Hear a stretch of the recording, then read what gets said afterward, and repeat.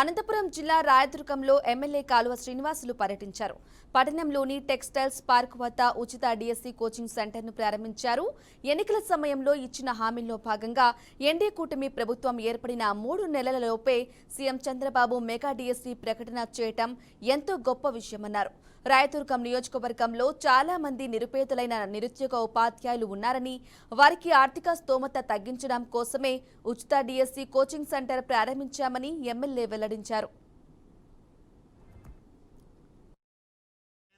లేదా హైదరాబాదు, విజయవాడ లాంటి నగరాలు చాలా సుదూరంగా ఉండడం వల్ల వ్యయ ప్రయాసాల కోర్చి డిఎస్సి కోచింగు తీసుకోలేని అభ్యర్థుల కోసం ఈరోజు రాయదుర్గంలో ఉచిత మెగా డిఎస్సి శిక్షణా కేంద్రాన్ని ప్రారంభం చేశాం.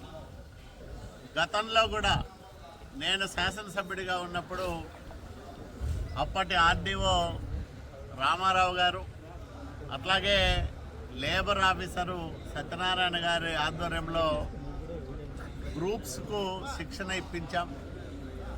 వివిధ విభాగాల్లో దాదాపు 178 మంది ఉద్యోగాలు సంపాదించుకున్నారు. చాలా సంతోషం అనిపించింది.